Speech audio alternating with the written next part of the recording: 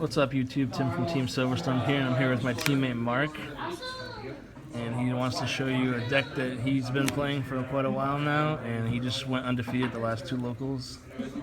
I'm playing BA Infernoids.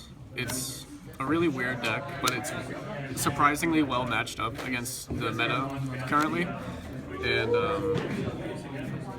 with Infernoids being able to banish from the grave, ABC, it's a really good matchup, and just banishing anything, and also Devi Addy is super awesome. With its price jump to like $20, $25. it's like super worth it, and everyone's starting to realize why. And you just play BAs with the deck, and then Infernoids, you mill them, and it's on the side. With the negations, with like Devi Addy and Ananku, it's really useful. And Sightsmiss is the reason why you want to have Infernoids in the build anyway, because Sightsmiss is just broken with its banish effect.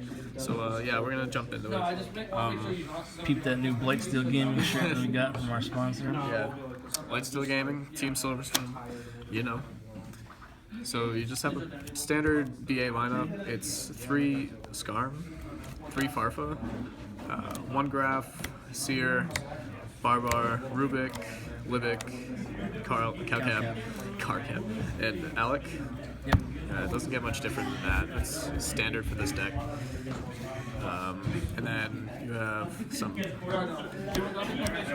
Harmodic for the Infernoid lineup, 3 Sightsmiss, because of the banish effect, obviously, and you're only going to play 2 Decatron because you need to save your normal summons for any BA effects you need to go off with, or any Tour Guide or Terra Top. It's good at 2. You play 1 for 1, so it's not always bad. And then the one-ofs are Ananku, Devi Addy, Petrulia, Antra, Tondal. I'm considering cutting this card for another Kamungus. There's not much to run over, but obviously the ratio for Infernoids to go to the grave is good. So I might keep him, I might not, but I'll have to test it more. But obviously Devi Addy's OP, and that's my favorite Infernoid right now. And moving on to other cards, it's 3 Terra Top and Sakena Borg, standard, Tour Guide, and 1 Phoenix Rhino. You don't want to over-exceed with that. You just want to have just 1 is fine. 2 Max C, and then 1 Gamma Seal, 1 Kamungus. Kaijus are actually really helpful. There's rarely any problem cards that I have to get over where I need to tribute them for a Kaiju. Mainly just beater monsters. And Dark Law, of course. Dark Law is super annoying. So yeah, that is the monster lineup. And then for spells, you're gonna play 2 Desires. Playing 3 is very risky. Of course, it's stupid to mill it, and you want to see it. You don't always want to see it, actually, because you do banish a lot of the Infernoids that you need, and mostly the BAs. Like a lot of this deck that you need to combo off. And Foolish Burial, 1 for 1, and Raigeki. Raigeki I was testing with. I was questionable about main decking it, but it's actually turning out to be really useful. Maining it's okay. It's preference. And then last is Vanities. Vanities is way too good. Vanities just shuts out games. That card should be banned, but it's not going to be. Or maybe, I don't know. It's just really good. Really good generic card that they printed. Extra deck is 3 Dante, of course, Beatrice, and then Dante Pilgrim, Levier, Breaksword, Super Quantum Mech, Brigand Brilliant, and Corbage. 1 number 30, Utopia, F-Zero, and then Virgil, Black Rose, and Omega. I don't always go into Omega, but there comes a situation where I need to go into this and just get some Infernoids to the grave that I have on the field that I don't need there, especially when I need to special summon some Infernoids. PAs. Black Rose is awesome. It rarely comes out, but when it comes out, it's really needed, mainly because of Decatron. And It just like resets the board, blows your opponent out of the game, and you just take Yeah. advantage from there. yeah, it's Black Rose. It's fucking amazing. It's freaking crazy. And Side deck. I side deck. It's a lot more polished up than last week's. Yeah, it was. I'll explain the differences.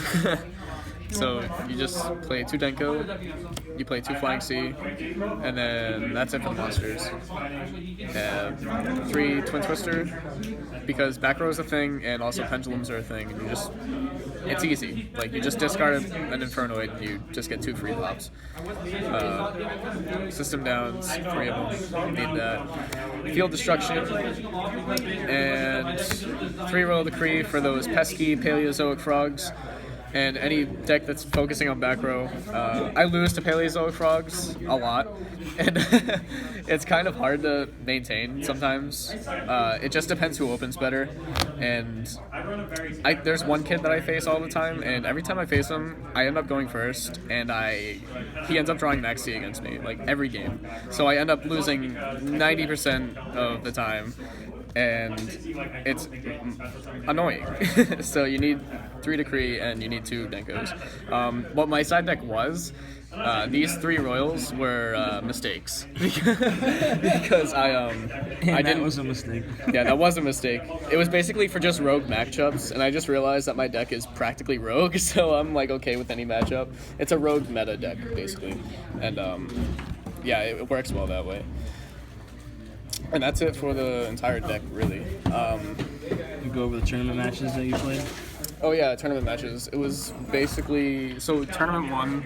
I played Ibis Actors, and it was okay. It was actually an easy win because they're pendulums and Debbie Eddy fucking scoops them up. Dark Lords, which they weren't that hard because she didn't know the deck that well, and she was just like putting a build together, but she had an idea of what she was doing, kind of, and she would just spam the field, and I would just end up blowing them up with an Unku.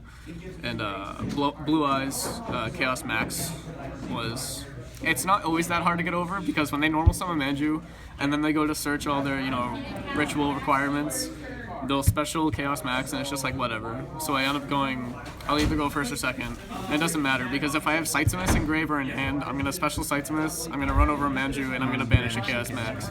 It's just broken. I love Sightsumus.